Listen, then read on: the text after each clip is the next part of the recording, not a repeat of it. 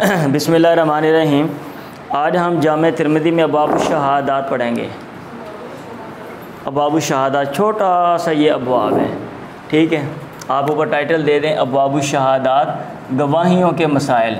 तो इसमें ये बयान किया गया है कि आपने किन बंदों की गवाही जो है ना वो लेनी है और कौन सी चीज़ें पाई जाएँ तो आप गवाही ना लें, ठीक है। तो मैं कोशिश करूँगा कि मुख्तसर थोड़े से वक़्त में ये सारा समझा दूँ, छोटा सा है बिल्कुल। इसमें पहली बात ये है कि एक सुकम है, नक्स है, कमी है। वो कमी इस तरह है कि इमाम जो तिरमिज़ी हैं उन्होंने अब्वाब शहादात में बाब कायम नहीं किए। ये मेरा नुक्ता नज़र है, मैं ये समझता हूँ। हो सकता है कोई बंदा इसकी तौजीह भी बयान कर सकता है, लेकिन मेरा ख़्याल है कि बेस्ट वे होता अगर इमाम तिरमिज़ी रहमहुल्लाह अब्वाब कायम करके हदीस को नीचे ले आते, ठीक है। और ज़्यादा भी हदीस इसमें नहीं लेकर आए, वो लंबी हदीस जो हैं वो लेकर आए हैं, लेकिन उसमें भी मुख्तलिफ़ अब्वाब कायम करके बंदा एक हदीस को मुख्तलिफ़ अब्वाब के नीचे ला सकता है, जैसा कि इमाम बुखारी रहमहुल्लाह ने किया है। और इमाम जो बुखारी हैं वो इमाम तिरमिज़ी के उस्ताद हैं, एक ही दौर में ये किताबें लिखी गई हैं। और ज़रूर भी ज़रूर इमाम तिरमिज़ी ने जो है ना वो इमाम बुखारी की जो किताब है वो देखी भी होगी, ठीक है। अब इसमें हो सकता है कि शायद इसलिए इमाम तिरमिज़ी रहमहुल्लाह ने अब्वाब कायम नहीं किए कि भाई मैं एक ही हदीस लेकर आ रहा हूँ, लिहाजा एक अब्वाब शहादात कह के और कोई एक बाब भी कायम नहीं किया कि बंदा ऊपर टाइटल दे दे। वैसे ही वो जो हदीस है ना और नीचे जो क्या कहते हैं फतावा हैं, ठीक है, वो नकल कर दिए हैं। समझ आ रही है? तो ये तो पहली बात है। दूसरी बात है, जब हम देखते हैं बाबू शहादात को तो उसमें इमाम जो तिरमिज़ी हैं वो 3 तरह के मसाइल लेकर आए हैं। एक ये है कि खैरुश्शुहदा कौन है, खैरुश्शुहदा गवाहों में से बेहतर कौन है। और दूसरा ये है कि आदम जवाद शहादा, किन की गवाही जो है वो जायज़ नहीं है, किन लोगों की गवाही जायज़ नहीं है। और जो तीसरी बात है वो है शहादतुज़्ज़ूर। तो इस तरह मैंने इनको 3 हिस्सों में तकसीम कर दी है। अब पहली बात है शहादतुज़्ज़ूर की। ज़ूर का माना होता है गलत, बातिल चीज़, गलत चीज़, झूठी चीज़, उसको कहते हैं ज़ूर। और शहादतुज़्ज़ूर से मुराद है झूठी गवाही। और हमारी शरीयत में इसके बारे में बड़ी वईद है कि भाई हमारे मज़हब में आप सच बोलो और झूठी गवाही नहीं तो। और मेरा ख्याल ये है कि अगर हम लोग ये जो शहादतुज़्ज़ूर के ऊपर जो क्या कहते हैं चीज़ें अगर हम इनको सही तरह पढ़ें तो हमारी अदालतों का जो बोझ है ना वो 90% कम हो जाएगा। क्योंकि 90% केस जो है ना वो होते हैं जिनमें झूठ या तो वो झूठे होते हैं और या फिर झूठ का उनसर होता है। समझ आ रही है? हाँ जी। तो हर केस में या तो मतलब है वो फेक बना देते हैं और या फिर उसमें झूठ शामिल कर देते हैं। देखें बार कौन है। अब मैं मेरी एक सीनियर उस्ताद हैं, मेरे एक सीनियर उस्ताद हैं, मैं उनके पास ना कोर्ट में बैठा था तो एक मुकदमा आया, एक लड़की लेकर आई और उसने ये कहा, और उसने कहा कि मैं अपने खामद से ना अलग होना चाहती हूँ, खुला लेना है। तो सब नहीं है मैं ऐसे लोगों के साथ भी मैंने देखा जिनको मैं नोट किया, उन्होंने बोला भाई ये बात गलत है, ये ऐसा नहीं होगा। ऐसे भी हैं, लेकिन ये अमूमन मैंने ये उनसे देखा है। अच्छा, अब उन्होंने बोला, लड़की ने कहा मैंने ना खुला लेना है। तो उन्होंने कहा आपके मियाँ क्या कहते, मतलब पुलिस वाले हैं। हम बोला ठीक है। अब उन्होंने एक मुकदमा जनाब ना उसको तहरीर देना शुरू किया और उसमें लिखा वजूहात लिखी खुला लेने की, चूँकि जो है ना वो पुलिस में है और उसकी जो आमदनी है वो इतने हज़ार हैं और उसके जो ताल्लुकात हैं वो गलत औरतों के साथ हैं और वो शराब पीता है, ये करता है, वो करता है और जनाब गलत जगहों पे जाता है। यानी इतनी कोशिश की उसको गंदा करने की कि जितनी बंदा जो है ना कर सकते हैं। अब उसमें वो बातें उन्होंने ऐड कर दी। अब मैं उधर से बोला, मैंने कहा कि सर जी, अब मेरी आदत मतलब हर बात पूछने की, बोलने की। मैंने कहा सर जी ये तो उसने बताया ही नहीं है। तो मुझे कहते हैं हाफ़िज़ साहब चुप रहो, बाद ही गल करने हैं। मैं चुप कर गया। बाद में मुझे वो कहते हैं कि भाई ये जो केस है ना, इसको हैवी बनाने के लिए ये चीज़ ज़रूरी है कि इसमें ये चीज़ें ऐड कर दी जाएँ और ये हमारा कल्चर है, ये आपको समझना पड़ेगा। और अगर हम ये चीज़ें ऐड नहीं करते तो खुला नहीं मिलना। मैंने कहा सर आप कैसे मतलब खुला नहीं ये मतलब मिल सकता, कि जबकि औरत और मर्द दोनों ने ये मुआहदा किया है निकाह वाला। अगर एक मुआहदा ख़त्म करना चाहता है, बंदे के पास ऑप्शन है तलाक़ का और औरत के पास ऑप्शन है खुले का, तो मैंने कहा वो औरत यही कह दे मैंने इसके साथ नहीं रहना, मुझे बंदा पसंद नहीं है, मुझे इसका अखलाक पसंद नहीं है, बात ख़त्म, ये बदतमीज़ है। एक बात, इतनी सी बात कर दो। औरत कहती मैंने नहीं रहना। अब ये तो नहीं कि वो जनाब उसको ज़बरदस्ती उठा के छोड़ के आएंगे, नहीं तू इनके नाल ही रहना है, और हथकड़ी लगा देंगे भाई अब तो तू ना इसके लिए जीना मरना तेरा इसी के लिए है। हाँ, जब ये मर जाएगा तूने इसी के साथ कब्रिस्तान में तू इसी के साथ ही दफन होना है। वैसा तो है ही नहीं।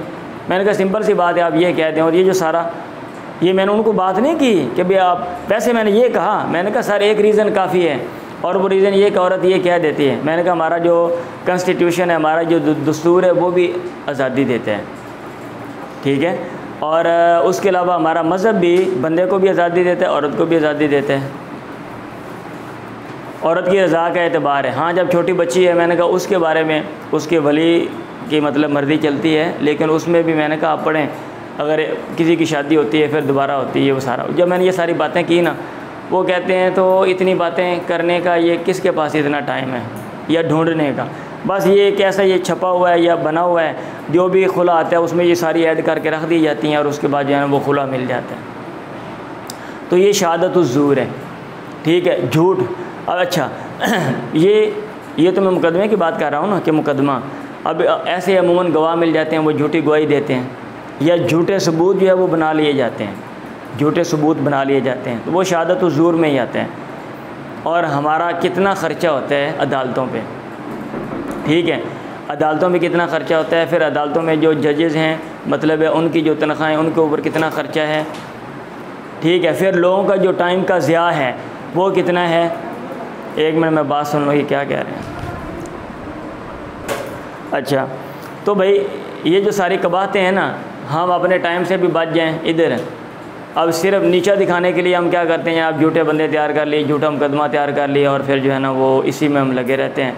तो मेरा ख्याल इससे बेहतर है कि बंदा मुफीद काम कर लें, तो अदालतों का बोझ भी कम हो जाता है और हमारा अपना भी नुकसान हो रहा है, क्योंकि हमारे टैक्सों से जनाब हुकूमत चलती है, और हुकूमत जो है वो अखराजात वो पूरे करती है अपने इदारों की, और ये भी एक इदारा है जो अदलिया है।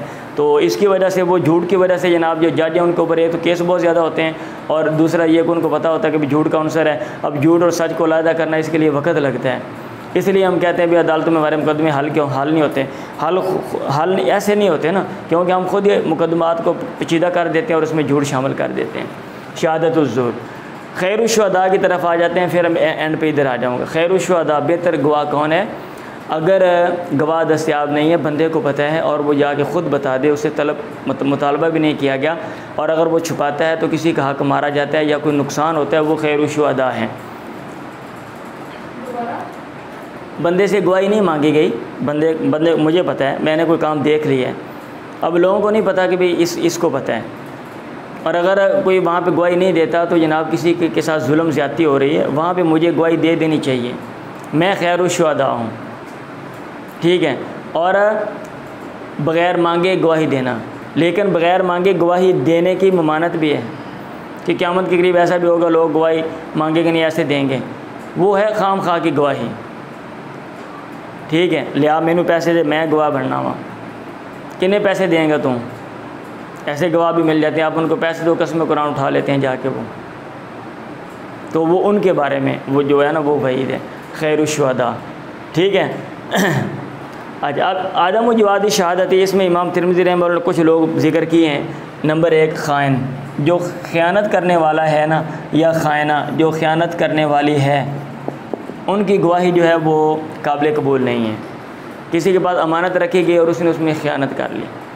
और अमूमन हम ये समझते हैं कि ख़यानत का मतलब ये होता है कि मैंने पैसे रखे और उसने जनाब खा पी लिए, कोई चीज़ रखी उसमें गड़बड़ कर दी, मैंने कहा भी मेरी फ़लाँ चीज़ आपके पास अमानत है, ये जनाब इन्होंने बेच के खा ली, ये ख़यानत है। तो वैसे शरीयत में ख़यानत का जो दायरा कार है ना वो वसी है, वो सिर्फ़ इस तक नहीं है, वो ये भी ख़यानत आती है कि ज़िम्मेदारी बंदा ले और उसको अदा ना करे, ये भी ख़यानत है। अगर हम ये डेफिनेशन देखें तो मेरा ख़्याल ये कि ख़ाइन और ख़ाइना में हमारे 90% से ऊपर लोग हम उसमें चले जाएंगे, क्योंकि आजकल हम ये कहते हैं कि भाई पैसे कमाएं, ठीक है, और अपनी जो ज़िम्मेदारी है वो प्रॉपर अदा नहीं करनी। वो कोई भी शोबा है, अमूमन कम लोग होते हैं जिनको खुदा का खौफ होता है या इंसानियत की वजह से वो जनाब वो अच्छा काम करते हैं। कोई चीज़ बेचने वाला है, दूध बेचने वाला है, वो उसमें जनाब मिलावट वाली चीज़ें लाकर वो जो पूरे माशरे के लिए नुकसानदेह हैं। एक दुकानदार है जनाब, वो भी एक्सपायर चीज़ें वो दे देता है। एक उस्ताद है, टीचिंग नहीं करता वो, ठीक है। एक इमाम मस्जिद है, वो अपनी ज़िम्मेदारी अदा नहीं करता है, ठीक है। सियासतदान है, वो अपनी ज़िम्मेदारियाँ अदा नहीं करते हैं। कानून साज़ असम्बली में जो लोग बैठे हुए हैं वो अपने सब इसमें आ जाएंगे, वो ख़ाइन और ख़ाइना में चले जाएंगे फिर वो। दूसरी नंबर 2, मजलूदुन हद्दन, जिसको हद लगी हुई है, अगर तो ये तौबा कर लेता है फिर तो मेरा ख़्याल है उसकी कबूल करनी चाहिए, लेकिन अगर उसको हद लगी हुई है, हाँ, तो चूँकि बंदा मशकूक हो गया, हद लग गई है, बंदा वो मशकूक है, तो और एक तरह से उसका जो क्या कहते हैं वक़ार है वो गिर गया है मुआशरे में। कोई बंदा जेल से होकर आ जाए ना, सज़ा काट के आ जाए, तो लोग उसको किस नज़र से देखते हैं, ठीक है। तो ताकि लोग मुस्तकबिल में भी बचें कोई काम करने से जिससे हद लगे और फिर जनाब उसकी जो इज़्ज़त का लेवल है वो नीचे गिर जाए, इसलिए मेरा ख़्याल है मजलूदुन हद्दन। अच्छा, ज़ू ग़िम्रिन लिअख़ी, कीने वाला, लिअख़ी जो अपने भाई के लिए कीना रखता है, कीने वाला जो है उसकी गवाही कबूल नहीं है। कीना, दुश्मनी, अब मेरी दुश्मनी है उससे, तो मेरी गवाही जो है ना इसके ख़िलाफ़ कबूल नहीं है, क्योंकि इम्कान है, बल्कि ज़्यादा इम्कान है, ठीक है, कि मैं इसमें झूठ जो है वो ऐड कर दूँगा, या मैं कम अज़ कम इसके बारे में डंडी मारूँगा, ये बहुत ज़्यादा इम्कान है। ज़ू ग़िम्रिन लिअख़ी। आगे मुजर्रबुन शहादतिन, जिसको गवाही में आजमाया गया और ये पाया गया कि ये बंदा झूठा है। एक बंदे ने अदालत में गवाही दी है, बाद में पता चला ये झूठी गवाही दे रहा था, दूसरी दफ़ा कहीं और फिर कहीं गवाही दी, वहाँ भी जनाब झूठा साबित हो गया। अब इस बंदे की गवाही जो है ना वो काबिल कबूल नहीं है। कानियो अहलिल बैत, कानियो अहलिल बैत, अहले बैत पे कनात करने वाला, इक्तिफ़ा करने वाला।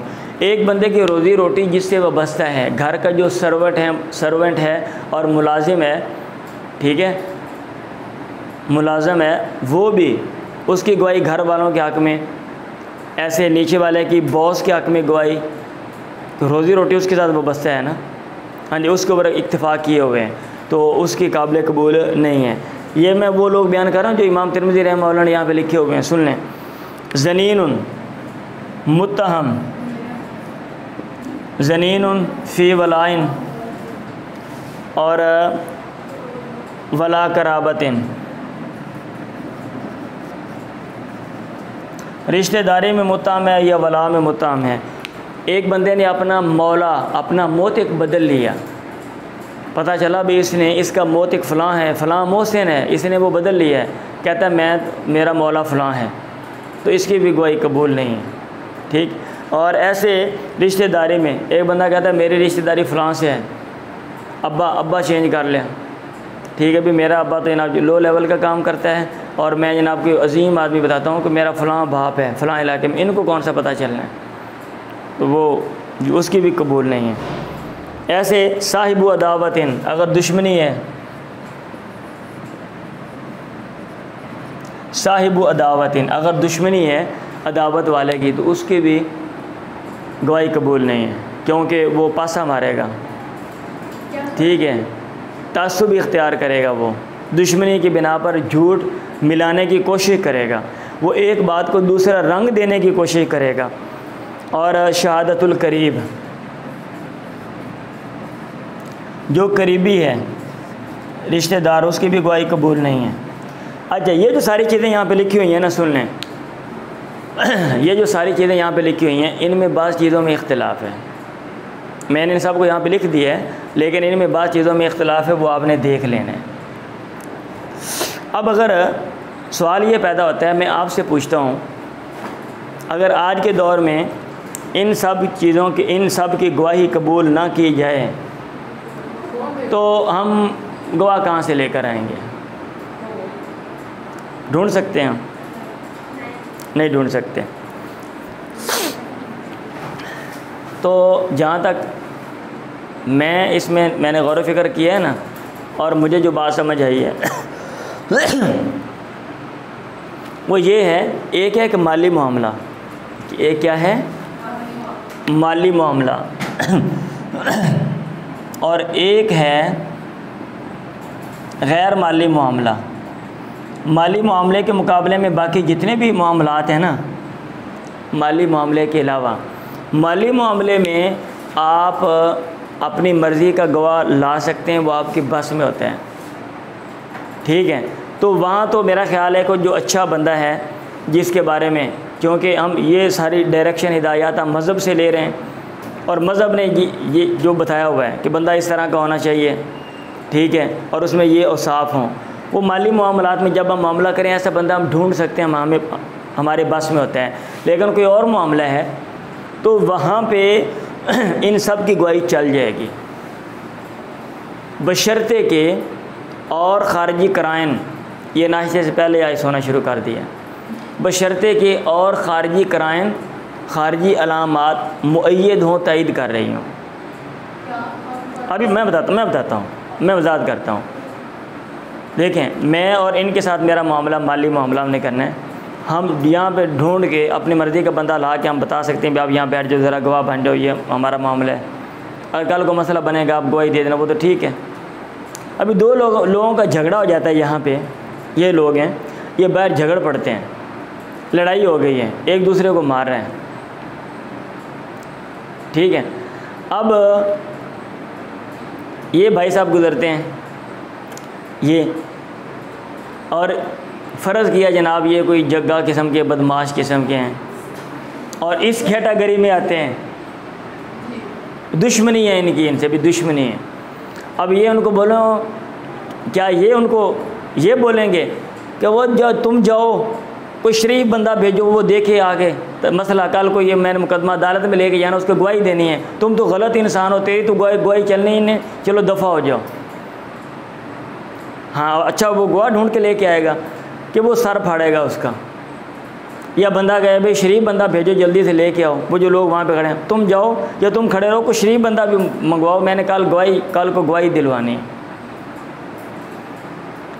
तो अगर इत्तेफाकन कोई मसला पेश आ गया, कोई हादसा पेश आ गया, अभी घर में सर्वेंट है, डाकू आ गए, ठीक है, अब बंदा कहे भाई नहीं, सर्वेंट की गवाही कबूल नहीं होती है, जबकि और चीज़ें भी मुअय्यद हैं। एक इदारा इन्वेस्टिगेशन करता है, पुलिस वाले इन्वेस्टिगेशन करते हैं, तहकीक करते हैं, वो चीज़ें ढूंढ लेते हैं, घर से जो चीज़ें चोरी की गई वो उनसे बरामद कर लेते हैं, और घर का सर्वेंट ये बोल देता है कि भाई साहब मैंने देखा था, हाँ यही बंदे थे। तो क्या आप बोलेंगे भाई इसकी गवाही कबूल नहीं है? हाँ, कहानी व अहलिल बैत है। एक भाई को भाई देखता है, भाई कहता है हाँ इसने मेरे भाई के कान पे पिस्टल रखा था, इसने गोली चलाई, मेरा भाई मार दिया। अब आप बोले नहीं, शहादतुल करीबी की गवाही कबूल नहीं है। तो माली मामलात में भाई तो आप कर सकते हैं, लेकिन जो दीगर मामलात हैं वहाँ पे इसीलिए, अच्छा जब मैंने वो पढ़ा ना, इसके ऊपर कानून शहादत ऑर्डर है, एक लॉ बुक है, मैंने सोचा था मैं वो लेकर जाऊँगा, इनको दिखाऊँगा और उसमें से वो चीज़ पढ़ूँगा भी। उसका मेरा ख्याल सेक्शन 4 या 5 है, तो आर्टिकल ये सेक्शन है, अच्छा मुझे याद भी नहीं, काफ़ी अर्सा पहले की बात है, सॉरी। तो उसमें ये लिखा हुआ था कि भाई तज़कियतुश्शुहूद वाले की गवाही कबूल है, हाँ, और अगर वो ना मिले तो सब की गवाही कबूल है, जो बंदा क्वेश्चन समझता है और आंसर उसका रीज़नेबल दे सकता है। मैंने कहा अच्छा, मैंने फ़ौरन पढ़ के ना, मैंने कहा ये क्या बात हुई, ये तो जैसे मुँह हम सोचते हैं भाई बंदा गवाह में तो बंदा जनाब ठीक ठाक सही होना चाहिए, लेकिन जब मैंने गौर व फिक्र किया तो मुझे ये बात समझ आई कि भाई इस तरह के अगर मामला बन जाते हैं तो वहाँ पर ठीक से बंदा हम कहाँ से ढूंढ के लेकर आएंगे। अचानक चोर आ गए, वहाँ पे जितने बंदे खड़े हैं वही गवाही देंगे ना। अभी ज़रूरत नहीं कि वो सही बंदे खड़े हों, वहाँ पे गलत भी हो सकते हैं। तो जब और सबूत और मिल जाए खारजी कराइन तो फिर आपको इनकी गवाही भी भाई जो भी हो आपको माननी पड़ेगी। बच्चे की गवाही भी आपको माननी पड़ेगी, गूंगे की गवाही भी आपको माननी पड़ेगी, अंधे की गवाही भी आपको माननी पड़ेगी। वो बोले हाँ मैंने यही आवाज़ सुनी थी। और जब आप और भी तहकीक करें और आपको सबूत मिल जाए। चलें अब आगे अल्फाज मानी लिख लेते हैं। ये जी इसका खुलासा है माली मामले में। भाई माली मामले में देखें ना, आपके बस में है, आप माली मामले में अच्छा बंदा रखें ना। पैसों का मामला है, अगर आप छोटे मोटे पैसों का मामला मतलब गवाह होता ही नहीं है ना। अब ये मुझसे बोले 100 रुपया उधारा दे दो, मैं बोलूँ मैं गवाह लेकर आओ, 2 बंदे लब के लेके आओ, ठीक है, मैं 100 रुपया इन्हों देना है क्या, कल मुकर ना जाए, ठीक है, ऐसा नहीं होता। अच्छा भाई अब जो मुश्किल अल्फाज हैं इनको ज़रा हम देख लेते हैं, लिख लें जल्दी से। अल-गुलूल बाब है नासरा यनसुरु, गल्ला यगुल्लु गुलूल ख़यानत करना, ख़ाइन का लफ्ज़ है। बाब है नासरा यनसुरु, खाना यखूनु, खाना यखूनु खौनन ख़यानतन, ख़यानत करना। मजलूद का लफ्ज़ है, मजलूद जालद यजलिदु, कोई चीज़ मारना जिस्म पे, कोड़ा वगैरह मारना। मजलूद जालद यजलिदु, हाँ एक ही मतलब है, ठीक है। आगे गिमरुन, गिमरुन का माना होता है कीना और इसकी जमा आती है गुमूरुन, कीना। अलकाने ये बाप फाता यफ्ता हुआ है, इसका माना होता है काना यकना, कनात करना, इक्तिफ़ा करना, थोड़े पर मुतमईन होना। ज़नीन बाब नासरा यनसुरु है तो ज़नीन फ़इल बमाना मफ़ूल है, इसका माना है मुत्तहम, मशकूक। ज़नीन अभी आपने पढ़ा था ज़नीन फ़ी वलाइन वला क़राबतिन। जिन लोगों ने ये बाबू शहादत नहीं ना पढ़ा, ये ज़रा ध्यान से समझ लें, उसके बाद आप एक दफ़ा पढ़ें आपको समझ आ जाएगा। आगे लफ्ज़ है वलाउन, भाई जो भी लफ्ज़ है ना बार बार भी आ रहे हैं, मैं वज़ाहत कर रहा हूँ ताकि आपको पक्के हो जाएं और जो लोग नहीं थे उनको समझ आ जाए। वला एक ताल्लुक़ होता है जो मोतक और मोतक के दरमियान होता है, आज़ाद करने की वजह से। आगे है उकूक, नाफरमानी करना। ये बाब है अक्का यकू बाब है, मेरा ख़्याल है ज़ारा बयादरीबू बाब है, अक्का यकू बाब है। आगे लफ्ज़ है साकाता, साकाता, साकाता यसकुतु खामोश होना। रिड्स गंदगी को कहते हैं, हराम चीज़ को कहते हैं, और वसवसे को कहते हैं रिज्स, और इसकी जमा आती है अरजासन। आगे लफ्ज़ है अल-औसान, बुतों को बोलते हैं और इसका मुफरद वसन है। आगे है लफ्ज़ करनी, करनी, कर्नुन कहते हैं सदी को, और सींग को भी कर्ण कहते हैं, ठीक है, और जुल्फ़ को भी कर्ण कहते हैं। जुल्फ़ें नहीं होती, जुल्फ़, हाँ जी, और इसकी जमा कुरून आती है। सदी से मुराद है 100 साल। अच्छा यलूनहुम का लफ्ज़ है यलूनहुम, तो ये वाली या जली बाब है, बाब ज़ारा बयादरिबु है। आगे लफ्ज़ है यतसम्मनून, बाब तफ़ाउल है, इसका माना होता है, इसका एक माना तो मोटा होना है यतसम्मनून, और दूसरा माना डेंगियाँ मारना, शोखियाँ मारना भी है। ओ गल्ला करना जेड़े बंदे ज नहीं, यतसम्मनून बतकल्लुफ़, अपने आप को बड़ा बनाना। जैसे हम अमूमन ड्रामेबाजियाँ करते हैं ना लोगों के सामने जाके, हाँ कहते हैं पा ना पड़या तो वक़्त नू फड़या, तो ठीक है, तो वो होता नहीं है, तो हम अपने आप को अलामा साबित करते हैं, हम अपने आप को बड़ा जनाब दानश्वर साबित करते हैं, ठीक है, और अपने फ़ज़ाइल व मनाक़िब बयान करते हैं, अपने नामों के साथ बड़ा बड़ा कोई लिखवा देते हैं, अलामा फ़लाँ फ़लाँ ये वो फ़लाँ ढींग। खा इल्म की बात से मस भी ना हो।